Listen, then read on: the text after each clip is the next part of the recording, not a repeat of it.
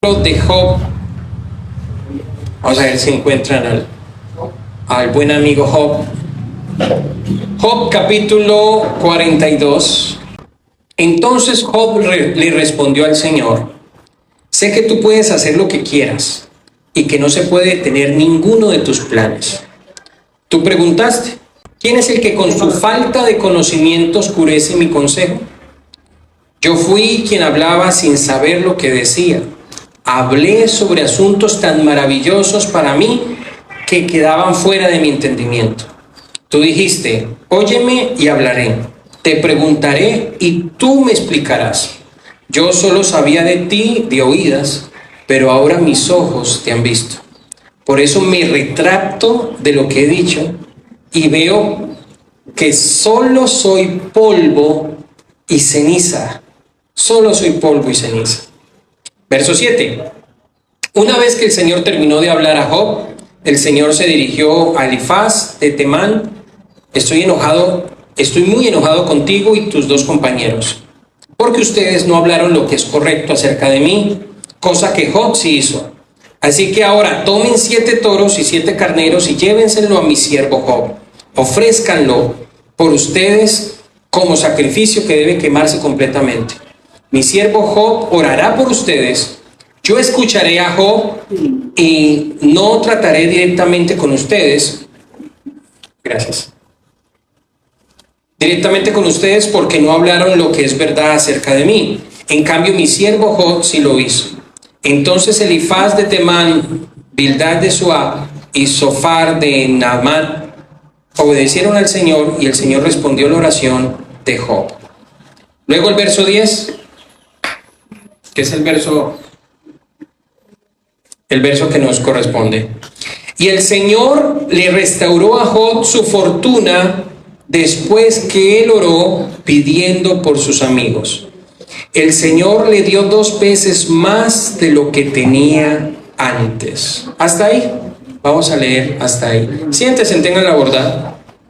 Estuvimos hablando hace 3 domingos atrás. Estuvimos hablando acerca de la identidad. No sé si usted recuerda que hablábamos de la importancia de la identidad, y decíamos que la identidad es algo que se forma, es algo que se crea según nuestro entorno, donde nacemos, donde crecemos. Por eso usted nota que la gente de cierta población, de cierto lugar, tiene características muy parecidas. Si usted va a Colombia y usted va a Medellín, usted ve que la mayoría de personas que están en ese lugar hablan de cierta manera que usted los identifica. Estos son paisas, ¿sí? Porque están ahí con el Ave María, pues hombre. Entonces todo el mundo habla, e incluso gente que viene de otros lugares. Llegamos a esa zona y a los pocos días ya estamos hablando como paisas, ya también nos sentimos Pablo Escobar, etcétera, etcétera. ¿Por qué? Porque la cultura que nos rodea influye en nuestra identidad. La cultura que nos rodea influye en nuestra forma de ser. Pero ¿cuál era la invitación en ese entonces? Hablábamos hace 3 semanas atrás, 3 domingos atrás. La invitación es a formar nuestra propia identidad. Las cuestiones culturales nuestras deben ser respetadas.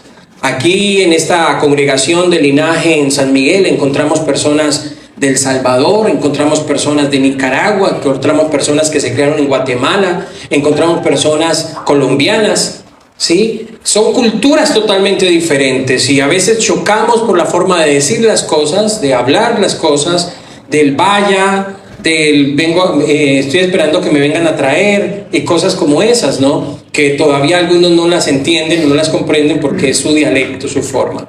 Pero sobre toda esa cultura en la cual hemos nacido y nos hemos formado, tenemos que crear o formar en nosotros una cultura, una identidad propia del reino, una identidad del reino.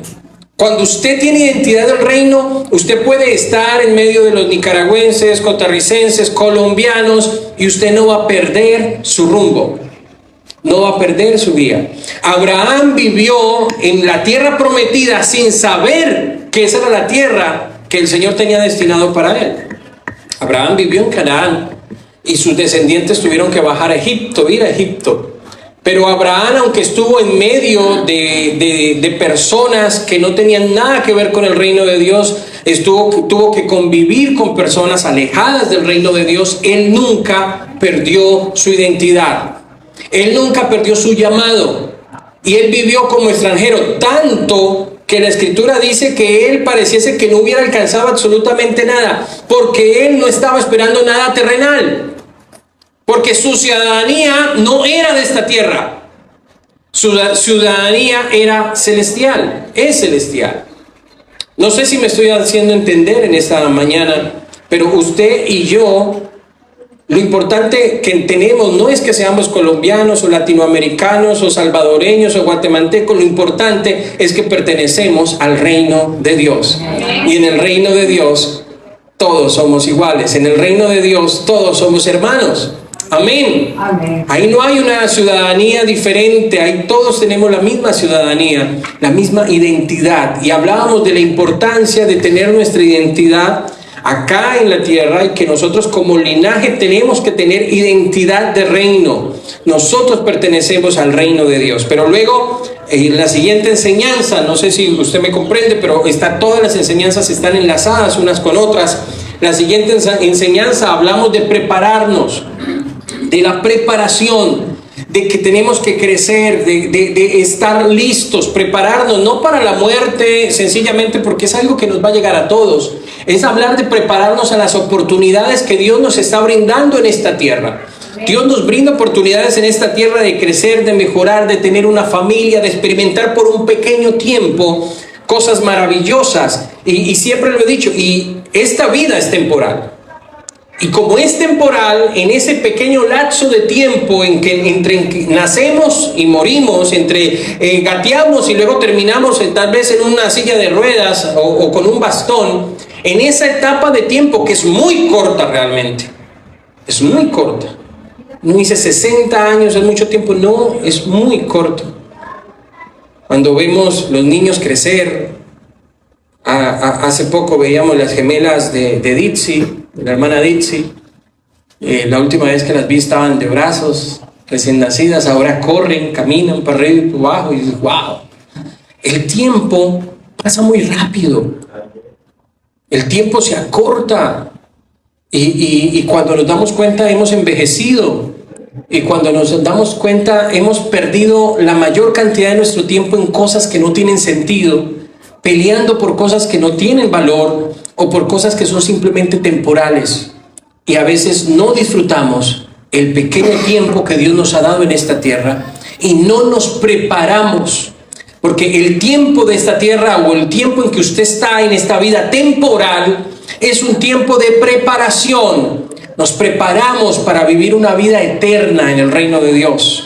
Yo creo todavía en la eternidad, yo creo todavía en el arrebatamiento, yo creo todavía que el Señor nos tiene preparado un lugar para todos nosotros muy diferente a esta vida temporal que tenemos nosotros. Amén. ¿Usted todavía lo cree? Amén. ¿Sí lo cree? Yo creo que hay un reino, hay un cielo, aunque el reino de Dios está en medio de nosotros y está hablando del Evangelio, está hablando de Jesucristo. Por eso su mensaje es arrepentíos, porque el reino de Dios está entre vosotros. Él estaba entre vosotros, Él estaba entre el pueblo de Israel en ese momento, y ahora está con nosotros de forma espiritual, está con nosotros, y su palabra está con nosotros, y podemos vivir en el reino de Dios. Pero sin embargo creemos y sabemos que un día vamos a ser traspasados a un lugar y vamos a estar con Él en la eternidad, de una manera no física, aunque tal vez nos podamos reconocer y tengamos un cuerpo glorificado, pero no va a ser de una manera temporal como lo usamos en este lugar. Y por eso es importante el prepararnos, por eso es importante estar ahí preparándonos. Amén. Y luego hablamos de las buenas noticias, hablamos de la importancia de aprender a recibir las noticias, y para eso también hay que estar preparados para las buenas noticias, porque las noticias nos ayudan a alegrarnos.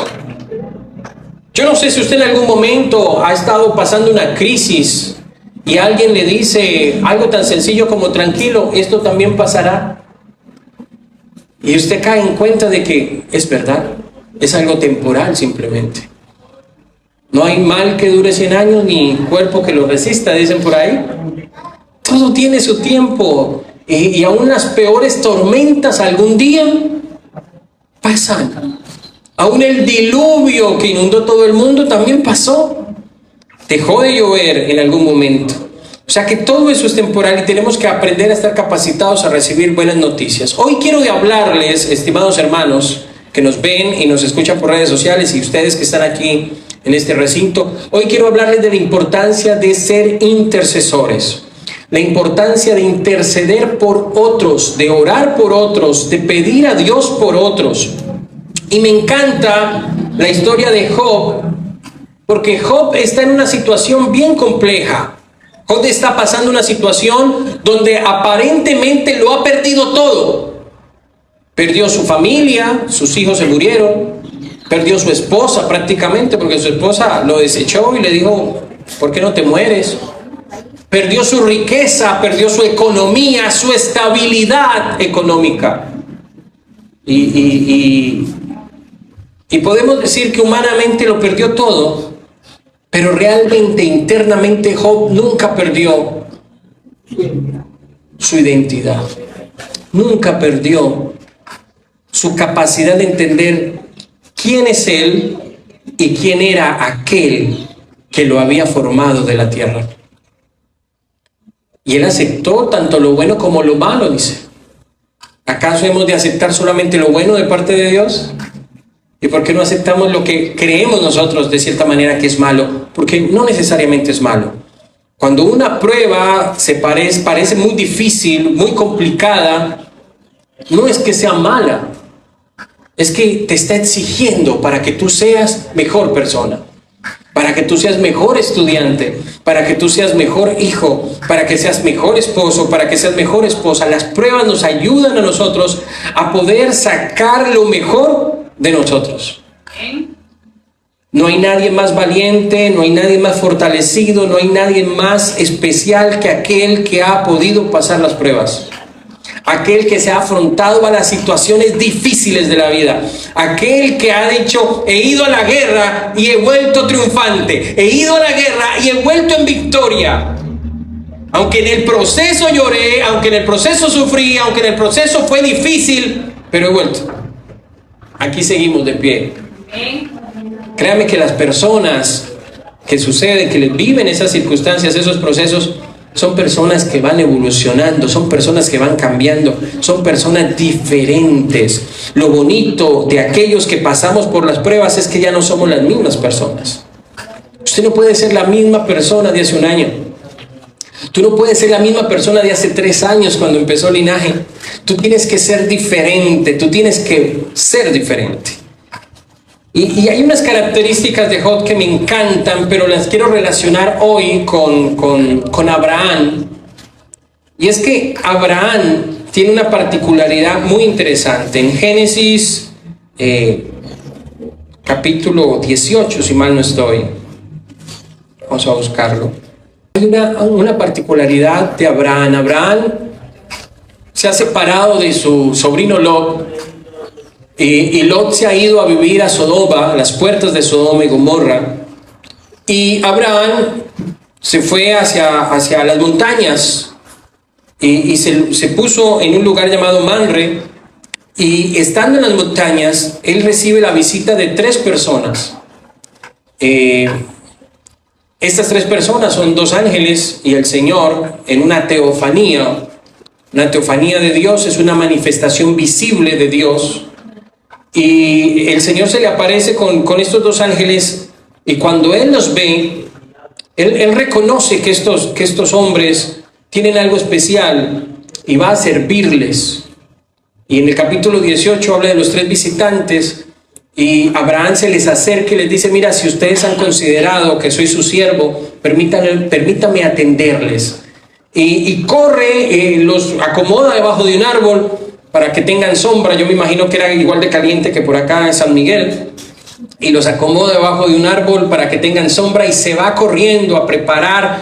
Le dice a sus mujeres, por favor, prepárenle pan. Le dice a su criado, mire, toma este corderito, prepárale comida. Y hace un banquete y los atiende a ellos. Y me encanta la capacidad que tiene Abraham, o el espíritu de servir que tiene Abraham, de compartir que tiene Abraham, de dar. Y ahí comienza a haber características especiales en Abraham. Y cuando tú ves a Job, Job era igual. Más adelante, después del verso que leímos, el último verso que leímos, dice que sus familiares y amigos iban a la casa de Job a comer con él, a compartir con él. ¿Sabe? Porque era considerado una persona dadivosa, una persona que se desprendía de lo que tenía, que compartía sus tortillas con aquellos que estaban alrededor de él, que les encantaba poder compartir con los demás. Tiene una similitud muy interesante. Y luego de la historia de Abraham, ellos comen y de repente uno de ellos le dice a Abraham: mira, de aquí a un año que yo vuelva, tu esposa va a quedar embarazada. Y Sara estaba escuchando por ahí, no sé por qué las hermanas las mujeres les gusta escuchar por ahí, pero Sara estaba escuchando por ahí y le dio risa. Y dice Sara: pues ¿cómo? Yo ya siendo una viejita, una mujer ya mayor, ya no me llega la menstruación, ya no tengo placer sexual, ¿cómo voy a quedar embarazada? Y entonces el Señor que la escucha le dice: ¿por qué te ríes? Y ella se asusta porque el Señor la ha descubierto que se ha reído. Y ella le dice: no me he reído. Y dice: sí, te reíste, pero no pasa nada. De aquí a un año vas a estar abrazando un bebé, un hijo tuyo vas a tener de aquí a un año. Y así sucede, obviamente, porque las promesas de Dios son perfectas. Las promesas de Dios se cumplen para siempre. Pero lo interesante es que estando ahí conversando, el Señor le dice a Abraham, le dice algo muy especial. Capítulo 18, verso 17, en la versión que yo tengo, dice: el Señor dijo: no le voy a ocultar a Abraham lo que voy a hacer. Se convertirá en una nación grande y poderosa, y todas las demás naciones del mundo encontrarán bendición en él. Lo elegí a él para que enseñe a sus hijos y a su gente a vivir de la manera que el Señor quiere que vivan, haciendo lo que es bueno y justo. Si les enseña a vivir así, entonces yo, el Señor, les daré a Abraham lo que le he prometido. Esta parte me encanta, porque ellos están comiendo y si usted lee anteriormente, dice que él les sirvió la comida a ellos, pero Abraham no se sentó a comer con ellos. Abraham se quedó de pie para servirles. ¿Ha ido usted a un restaurante donde están los meseros atentos a atenderlo a usted? Que está el mesero ahí mirando, esperando que usted levante la mano, que pide una servilleta, y el mesero está ahí. Pues, yo sé que hay pocos restaurantes así ya, pero normalmente los buenos restaurantes siempre hay gente para atenderlo a uno. Abraham se puso en esa posición, siendo el señor de la casa, los sirvió a ellos y se paró. Nunca se sentó con ellos a comer, sino que se paró a atenderlos a ellos. Y después de que comieron, se le acerca el Señor y le dice: mira, no te voy a ocultar nada. ¿Y por qué no te voy a ocultar nada? Sencillamente porque tú vas a ser una gran nación. Porque tú tienes un propósito en la vida y tú vas a crecer, y la gente alrededor tuya va a venir hacia ti para ser de bendición. Tú vas a bendecir a muchas familias. Vas a bendecir a muchas personas. La gente te buscará para recibir bendición. ¿Y tú qué es lo que vas a hacer? Tú les vas a enseñar a ellos la mejor manera de vivir conforme a mi voluntad. Si tú les enseñas a ellos a vivir conforme yo quiero que vivan, porque el problema de la región, mis hermanos queridos, es que la gente hacía lo que quería y ninguno consideraba al Señor. Ninguno consideraba a Dios, vivía según su parecer y ninguno seguía los preceptos del Señor. Y Dios quería cambiar eso a través de Abraham. Abraham fue llamado para que le mostrara al mundo, a las familias del mundo, una mejor manera de vivir. Así como usted y yo, así como esta iglesia ha sido llamada al mundo a decirle: mire, hay una mejor manera de vivir. Y cuando cumplas todo esto, cuando le enseñes a los demás, yo no sé si me está captando la idea, pero le está diciendo: cuando le enseñes a los demás cómo es que deben de vivir, yo cumpliré mi promesa en ti. El que no nace para servir, no sirve para vivir. Hemos sido llamados a servir a los demás. Hemos sido llamados a bendecir a los demás. Y cuando tú bendices a los demás, Dios cumple su promesa en ti. ¿Me estoy haciendo entender, iglesia? Porque muchas personas egoístamente están buscando la manera de recibir bendición de parte de Dios. Muchas personas están buscando la forma de cómo encontrar la bendición de Dios en sus vidas. Y trabajan en sí mismo para eso. Y está bien capacitarse, trabajar, qué sé yo, hacer lo que sea necesario para que tú seas mejor persona. Pero realmente lo que Dios está buscando es que tú compartas la bendición con los demás. Amén. Le está diciendo a Abraham, le está diciendo, mira, cuando tú cumplas tu propósito. ¿Y cuál es tu propósito, iglesia? Tu propósito es ayudar a otro. Tu propósito es esforzarlos a que vengan a la iglesia. No obligarlos, pero sí esforzarlos. ¿Qué significa eso? Pónganle todas las posibilidades para que no haya excusa. Yo recuerdo cuando estaba en la universidad, yo le decía a mis compañeros, yo estaba recién, ni siquiera era bautizado todavía. No era bautizado. Y yo invitaba a mis compañeros de la universidad a la iglesia. Ay, Leo, pero es que no tengo en qué ir. Yo lo recojo. Yo voy por usted, no se preocupe. Alístese que a las 6 de la tarde paso por usted. Y allá llegaba en mi moto. Y me lo llevaba para la iglesia. Ah, pero es que tengo trabajo, no he terminado el trabajo tal. Yo le ayudo a terminar el trabajo. Lo que necesitaban, iba y le ayudaba para que no tuvieran excusa de no venir a la iglesia. Y después de que lo traía 2, 3 veces a la iglesia, si ya no quería volver, ya era problema de él. Pero por lo menos yo me había esforzado en traerlo, me había esforzado en buscarle las formas para que vinieran a la iglesia, para que pudieran llegar a tener un encuentro con Dios, a escuchar la palabra de Dios, a que se gozaran en un culto. Porque entendí desde el principio que el propósito nuestro en esta tierra es de ser de bendición a los demás. Dios puso a Abraham y le dio una promesa y le dijo, en ti serán benditas todas las naciones del mundo. Y en muchas ocasiones, muchos de nuestros evangélicos, de nuestros hermanos, ni siquiera en el barrio son de bendición. Ay, vamos a hacer aquí una minga, una reunión y vamos a hacer algo. Inviten al evangélico. No, el evangélico antisocial. El evangélico no colabora. El hermano no, si ese hermano mantienes juzgándonos, mantienes echándonos al infierno. Y entonces nos convertimos en el bicho raro del barrio. Nos convertimos en los alejados. Y muchos dirán, no, hermano, es que nosotros no debemos de juntarnos con la chusma. Es que nosotros somos luz y ellos oscuridad. Y la pregunta es, ¿dónde quieres iluminar tú? ¿Dónde quieres iluminar? ¿Donde hay mucha luz? Tu luz no brilla donde hay mucha luz. Tu luz brilla donde hay oscuridad. Tu luz brilla donde hay necesidad. Donde te sientas a compartir con el hermano en conversa, con el amigo, con el yerno, con aquel que todavía no busca de Dios, y mira en ti una bendición y mira en ti la oportunidad de conocer al Señor. Y me encanta, y yo quiero que me entiendas esta parte. El Señor le dice, cuando cumplas esto, cuando le enseñes a los demás cómo debes de vivir, cómo Dios quiere que deben de vivir, en ese momento cumpliré mi promesa en ti. Señor, yo quiero esto, Señor, yo quiero aquello, Señor. Y el Señor te está diciendo, cuando empieces a evangelizar, cuando empieces a traer personas nuevas a la iglesia, cuando empieces a compartir con tus hijos, con tus amigos, empezaré a cumplir lo que tú quieres, lo que tú necesitas. Los que hemos conocido el Evangelio, por mucho que nos queramos alejar de él, no podemos. No podemos.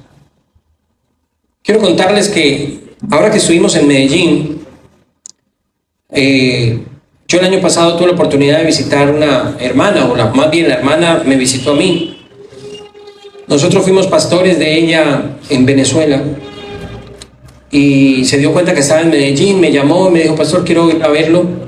Fue con su hija, con su nieto, Y me dio mucha alegría verlo. Y en esta ocasión que volvimos ya con Ada, coordinamos y nos vimos en un centro comercial. Fue ella, ya está muy mayorcita, bueno, no mucho, pero ya está mayorcita de edad. Está sufriendo con un cáncer en el estómago, tiene un tumor. Sin embargo, la vi muy confiada en el Señor. La vi muy pegada de Dios.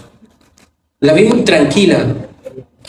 Casi no puede comer nada, todo es líquido. Pero la vi tranquila, la vi feliz en el Señor, entendiendo, y ella lo expresaba, que nuestros días le pertenecen a Él. Hermano, usted se morirá, porque se va a morir. Usted se va a morir el día que Dios quiera que usted se muera. Ni un día más, ni un día menos. Ni un día más, ni un día menos. Ese es el día. Y qué bonito cuando usted entiende que vive para Él, cuando usted entiende que sus días están contados por Él, usted vive tranquilo. Usted vive feliz. Pero lo interesante es que en medio de la conversación, recordando cosas de Venezuela, cuando ella empezó a ir a la iglesia, su hijita que estaba al lado me dice: pastor, usted fue el pastor que ayudó a mi mamá que volviera a la iglesia. Yo le digo: ¿cómo así? Me dice: sí. Y comienzan a contarme el testimonio de ella. Ella cuando estaba joven, así como Dayana más o menos, ella había llegado a la iglesia, se había bautizado y había estado sirviendo en la iglesia, pero al crecer se apartó de la iglesia. No de Dios, porque nadie se aparta de Dios. Dios siempre está con nosotros. Pero ella se apartó de la iglesia y dejó de asistir, pero lo difícil para ella era que donde llegaba a vivir, o quedaba una iglesia a la vuelta, o quedaba un vecino que era de la iglesia, pero siempre había alguien recordándole a ella que tenía que volver a la iglesia. Y llegaban los hermanitos evangélicos a saludarla: hermana, Dios le bendiga, la invitamos al culto, y ella les hacía el chai, se enojaba con ellos, los mandaba. Y sencillamente estaba rebelde ella. Y ella dice: yo llegué a Venezuela, porque ella es colombiana, yo llegué a Venezuela huyéndole al evangelio. Huyéndole. Yo me voy para otro país donde nadie me conoce por allá, ni cuentas van a saber de mí. Y sencillo. Pero llegó a Barquisimeto y una hermana la conoció, una hermana colombiana que se congregaba con nosotros. Y empezó a saludarla y empezó a invitarla a la iglesia. Y de una u otra manera me la presentaron. Me la presentaron y empezamos nosotros a visitarla en la casa. Hermana Orfa, Dios le bendiga, ¿cómo está? A su hijita, a sus hijos. Y íbamos hasta allá, aunque tenían unos perros grandísimos y nos daba miedo entrar allá porque decían nos van a morder, pero íbamos y hacíamos oraciones por ella, la invitábamos a la iglesia. Pero ella me contaba ahorita que estuvimos, me decía: hermano, yo no fui irrespetuosa con ustedes, pero con la hermana que nos invitaba, yo fui muy irrespetuosa muchas veces. Porque ella me llamaba y me decía: hermana Orfa, vamos a tener, toda contenta la hermana, invitándola, vamos a tener un evento este sábado, va a venir un pastor, o vamos a tener esto, vamos a tener aquello. La invitamos a que venga, y ella: a mí no me invite por allá a su iglesia, no quiero saber nada de eso. Y le colgaba. Y era rebelde con la hermana. Y era grosera con la hermana. Pero la hermana Ligia, se llama la hermana de Venezuela, era mi diácona, ella no dejaba de invitarla. Muchas veces le sacó lágrimas a la hermana, se quedaba llorando por la manera en que la trataba, porque imagínate uno invitando a alguien a algo especial, que para uno es algo especial, que te reciban con 2 piedras en las manos. Es feo. Pero sin embargo ella seguía invitándola. Y nosotros orábamos mucho por ella y por muchas personas de Barquisimeto. Éramos una obra así como acá, que apenas estaban haciendo, apenas estaba empezando. Y nosotros orábamos mucho por ella, con mi esposa nos sentábamos, nos arrodillábamos a orar, siempre la recordábamos, teníamos una lista en la iglesia, recuerdo tanto, oramos por Julano, una lista larga de amigos que todavía no habían llegado a la iglesia. Y muchas veces yo le enviaba mensajes de texto. En esa época no había WhatsApp, no había mensajes de texto. Le enviaba mensajes de texto. Hermana Orfa, estamos orando por usted. Hermana Orfa, estamos orando por usted y su familia. Hermana Orfa, estamos orando por usted y por sus hijos. Hermana Orfa, cuenta con nosotros, estamos orando por usted. Y siempre, constantemente, cada vez que recordaba orar por ella, le enviaba un mensaje, por lo menos 2 o 3 veces a la semana, le enviaba un mensaje diciéndole que estaba orando por ella. Y una noche hicimos una vigilia en la iglesia. Éramos 5 nomás haciendo vigilia. Éramos 5 haciendo la vigilia en Barquisimeto. Y recuerdo tanto que como a las 2 de la mañana, 2:30 de la mañana, sentí el deseo, estaba en el altar descansando un poquito y sentí el deseo de mandarle un mensaje a la hermana Orfa. Dije, hermana Orfa, Dios le bendiga. Estamos en vigilia, estamos orando por usted y por sus hijos. No sé qué problemas estás pasando, pero estamos clamando por usted y por sus hijos. Y se lo envié. Ella no me contestó absolutamente nada. Terminamos la vigilia, seguimos adelante. A los pocos días, ella empezó a congregarse con nosotros.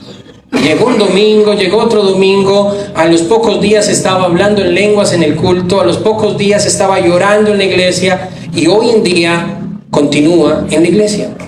Se fue para Colombia y sigue en la iglesia y está sirviéndole al Señor, aunque está enfermita, ella sigue creyendo en Dios y sigue confiando en el Señor.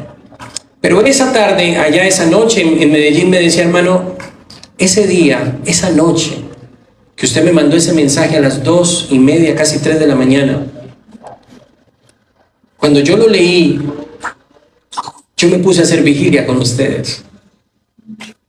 Porque cuando yo leí ese mensaje que decía, hermana Orfa, Dios le bendiga, estamos en vigilia y estamos orando por usted y por su familia, mi corazón se me puso chiquitico y empecé a llorar como una niña. Y yo decía, pero ¿por qué otros están orando por mí y yo no soy capaz de orar por mí? ¿Por qué otros están clamando a Dios por mí y yo no soy capaz de buscarle a Él? Y entró en un conflicto sentimental en ese momento con Dios, que dice que se arrodilló a orar y toda la noche se la pasó llorando ese día. Y dijo, y ese día volví a los pies del Señor. Esa noche volví a los pies del Señor. Yo no sé si usted es de los que le gusta interceder por otros. Yo no sé si usted es de los que les gusta orar por sus familiares, por sus amigos que están apartados. Pero yo le invito a que esta hora usted se convierta en un intercesor. Porque pequeñas cosas, mira, ya habían pasado, ¿qué? ¿Cuántos años? 15 años, 20 años de lo de Venezuela. Y yo no sabía que ese mensaje le había cambiado la vida a ella. Yo no sabía que esa noche ella había tenido un encuentro con el Señor hasta ahora que me lo cuenta. Y me dice que después le pidió perdón a la hermana Ligia por las veces que la hizo llorar cada vez que la invitaba y ella le contestaba groseramente. Y es interesante porque usted se puede convertir en intercesor, intercesora con un mensaje de texto. Usted puede cambiarle la vida a alguien con un mensaje diciéndole, estamos preocupados por ti, estamos orando por ti. Yo he tratado de enseñarles a ustedes, hermanos queridos, que la clave no está en decirle las cosas malas de la gente. Es que tú tienes que dejar esto, tienes que dejar aquello, tienes... No. Dile, estoy orando por ti. Dios va a hacer la obra. Dios va a hacer algo especial por ti.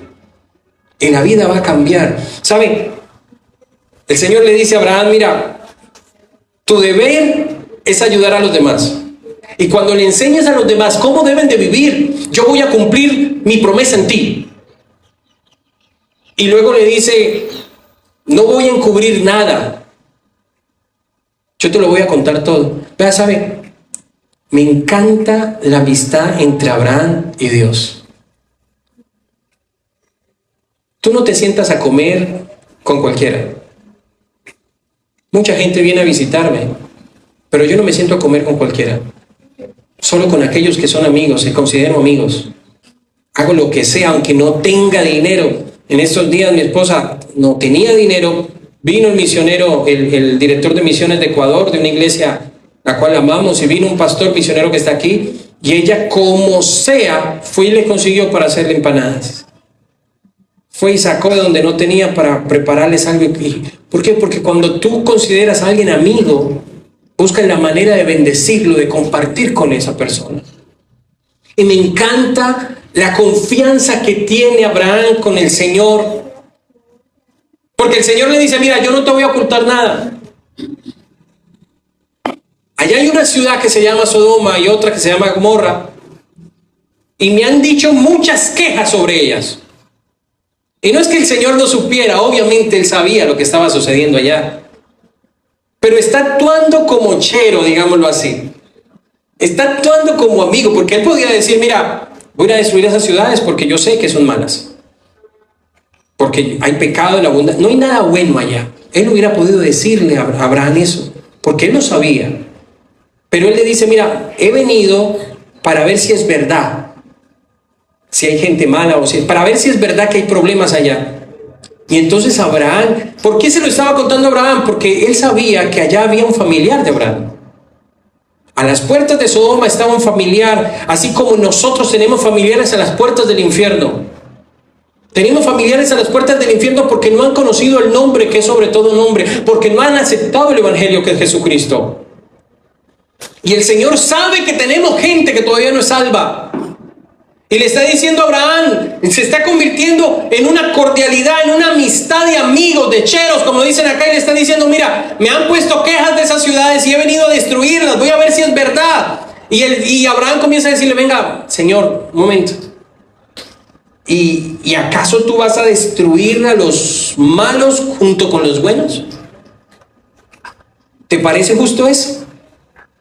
Oh, qué atrevido. Qué atrevido Abraham a hablarle así a Dios. Y pone en tela de juicio y le dice, ¿tú crees que el juez del universo haga eso? ¿Te parece justo cuando tienes que impartir justicia? ¿Y qué es justicia? Justicia es darle a cada quien lo que merece. Y Abraham le está diciendo, mira, tú no puedes ir a destruir el bueno con el malo, porque los estaría tratando a los dos de la misma manera. Y eso no es justicia. ¿Puedes creer a Abraham hablándole al juez, al justo, al todopoderoso de esa manera, poniéndole en tela de juicio su justicia, su soberanía? Y le dice, ¿y qué pasa si encontrara 50 justos en esa ciudad? Y el Señor le dice, bueno, si encuentro 50 justos, perdonaría a toda la ciudad por los 50 justos. Abraham entendió, no habían 50 justos. Y entonces le dice, venga, pues, ya que estamos hablando, ya que me estás dando la oportunidad de conversar contigo, y si encuentras 45. Si hay 45 justos en la ciudad, ¿qué harías? No, por amor a los 45, no destruiría la ciudad. Y Abraham se baja y dice, no, venga, y si encuentra 40 justos. Si encontrara 40 justos, no destruiría la ciudad. Se la puso pesada. Y le dice, y si no se vaya a enojar conmigo,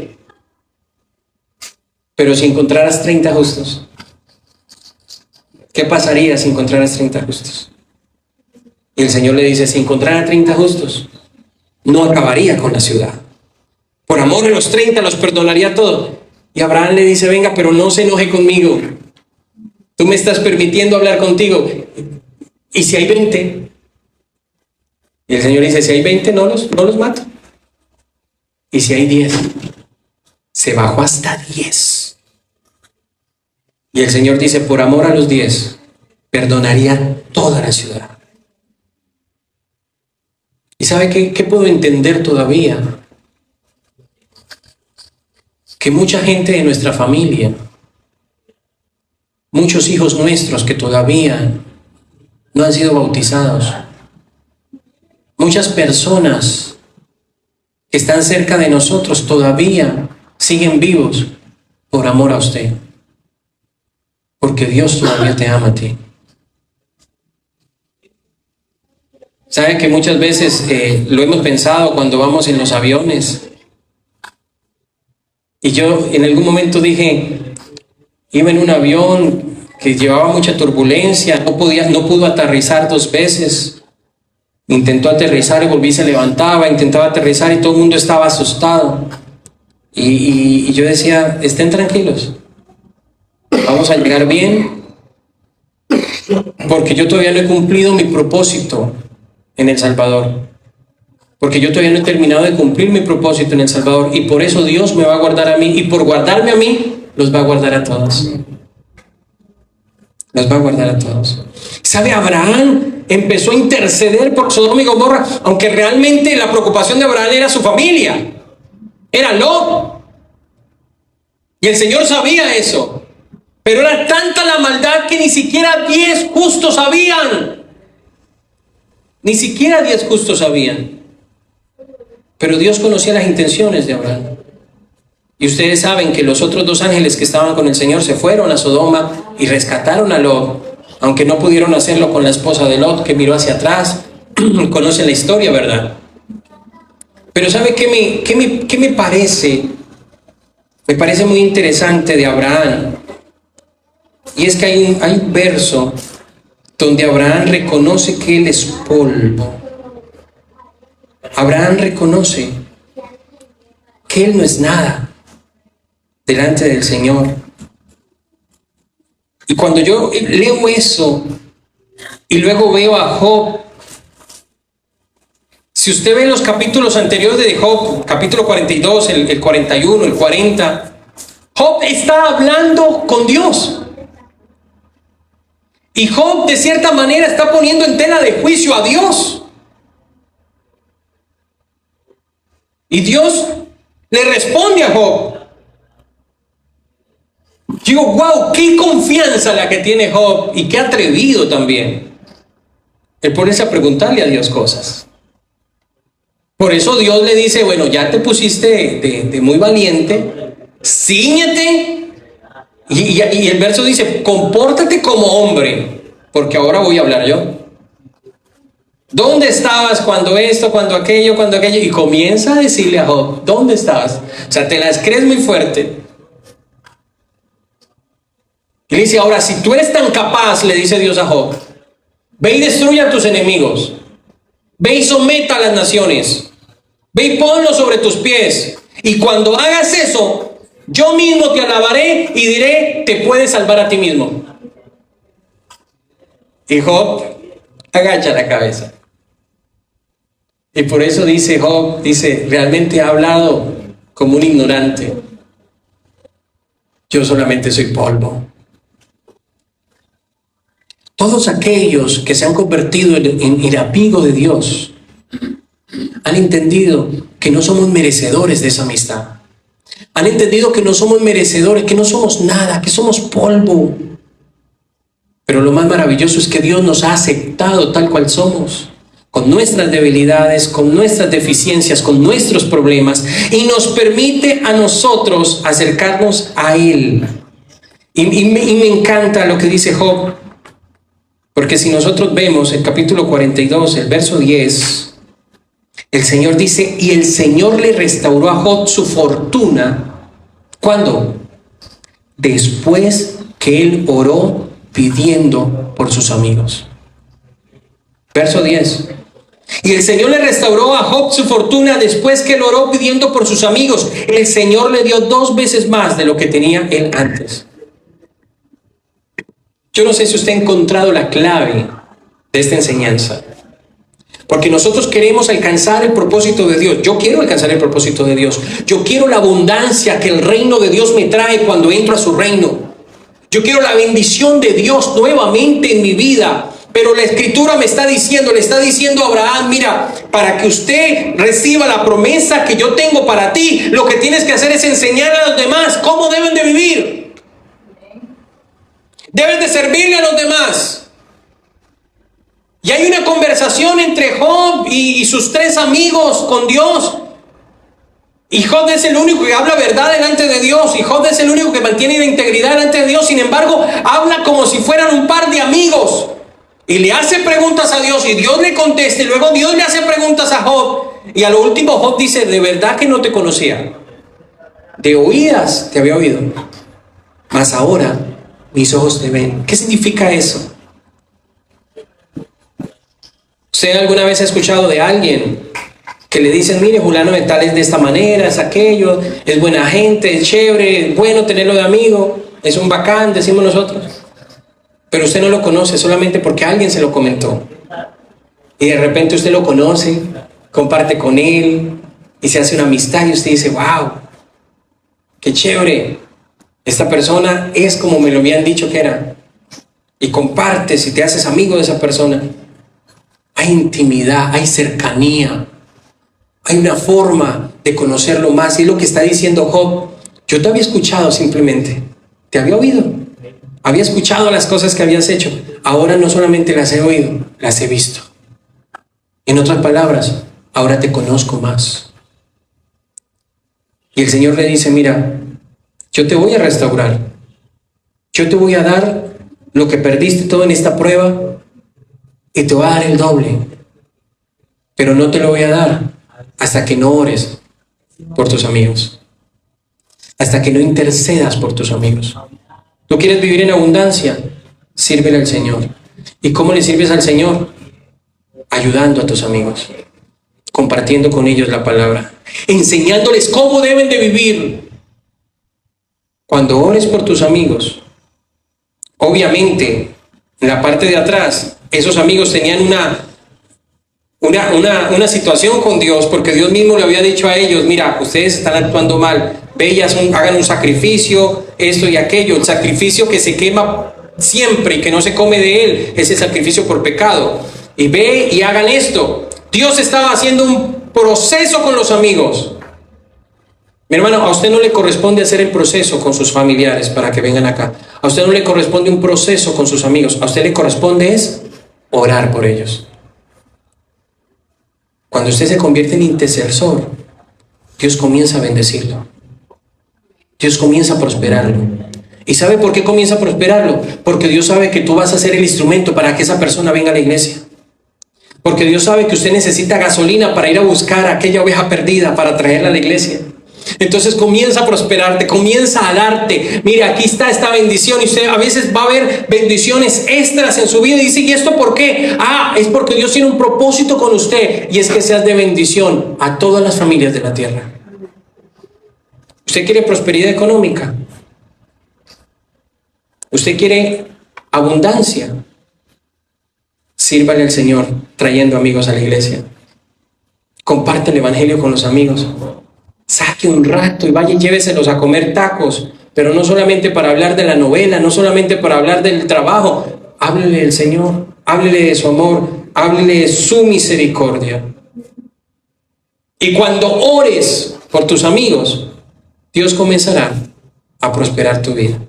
Pónganse en pie, tengan la bondad, estimados hermanos.